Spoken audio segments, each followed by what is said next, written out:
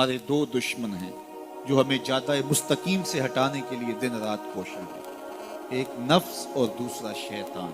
اب دو دشمنوں کے نرغے میں اکیلی جان ہے۔ اب نفس شیطان سے بھی بڑا دشمن۔ ہم تو یہ کہہ دیتے ہیں کہ شیطان نے ہمیں ورگلایا، لیکن جب شیطان خود ورگلایا گیا تو اس وقت کوئی دوسرا شیطان تو تھا نہیں۔ شیطان کو شیطان بنانے والا نفس تھا۔ اس نے سر اٹھا کے اندر سے کہا تھا نا، انا خیر منہ، میں بہتر ہوں، خلقتنی من نار وخلقتہ من طین، تو نے آدم کو مٹی سے اور مجھے آگ سے بنایا۔ آگ افضل ہے، مٹی مفضول ہے، لہٰذا افضل مفضول کو سجدہ کیسے کرے؟ اس کے نفس نے یہ دلیل تراشی تھی۔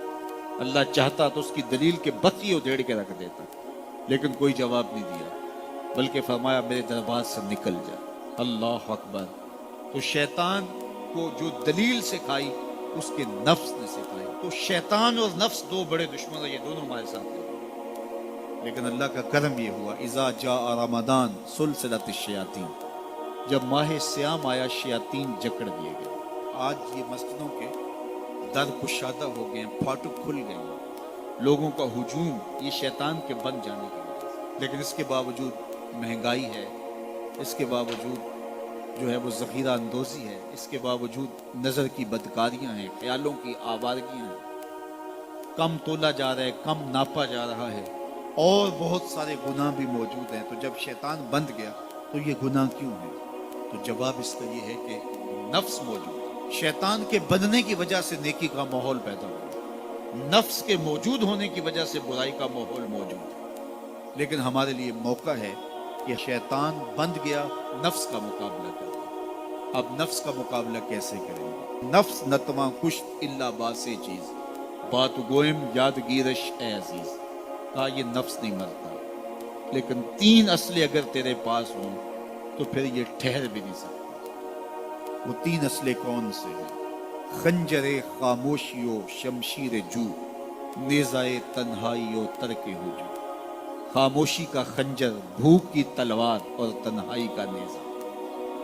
کہا یہ تین اسلحے لے لے، پھر نفس پہ ٹوٹ پڑ، نفس تیرے آگے ٹھہر بھی نہیں سکتا۔ تو خاموشی سے نفس کا مقابلہ کیا جا سکتا۔ میرے حضور نے فرمایا من صمت نجا، جس نے خاموشی اختیار کی وہ نجات۔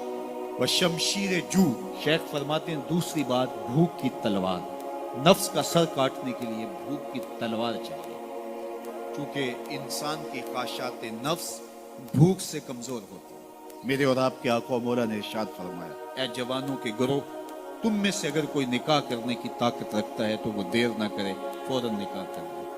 یہ نظر اور پارسائی کا محافظ ہے، یہ تمہاری عصمت کے جوہر کو لٹنے نہیں دے گا، تمہاری عزت، تمہاری آبرو، تمہاری پارسائی کا محافظ بن جائے گا نکاح۔ اور اگر تم میں نکاح کرنے کی فی الحال طاقت نہیں ہے، تمہارے حالات ایسے نہیں ہیں، تو فرمایا کہ فعلیہ بالصوم، تو کثرت کے ساتھ روزے رکھو، فإنہ لہ وجاء، اس لیے کہ یہ قاطع شہوات ہے۔ تو بھوک سے نفس کی تہذیب ہوتی ہے، بھوک سے خواہشات نفس مٹتے ہیں، آرزویں کم ہوتی ہیں۔ اس لیے ہمیں بالخصوص جوانی کی عمر کے اندر نوجوانوں کو کثرت کے ساتھ روزے رکھنے کی تلقین کرنی چاہیے، تاکہ وہ اپنی اس عمر کو، اپنی جوانی کو کہیں غلیظ نہ کر بیٹھے، اور اپنی جوانی کے تقدس کو، عصمت کے جوہر کو کہیں برباد نہ کر بیٹھے۔ یہ سب سے قیمتی سرمایہ ہے کسی شخص کا کہ اس کی عصمت کا جوہر پاکیزہ رہے۔ اگر یہ جوہر لٹ گیا تو پھر اس کے باطن کا چہرہ مسخ ہو گیا، اس کے اندر کی دنیا لٹ گئی، اس کے پلے کچھ نہ رہا اگر اس کی عصمت ہی محفوظ نہ رہی۔ تو عصمت کی حفاظت کے لیے کثرت کے ساتھ روزے رکھنے کی تلقین کی گئی۔ تو کہا کثرت کے ساتھ روزے رکھو، یہ تمہارے لیے قاطع شہوات ہوں گے اور تمہارے نفس کی تہذیب کا ایک مؤثر ذریعہ ہے۔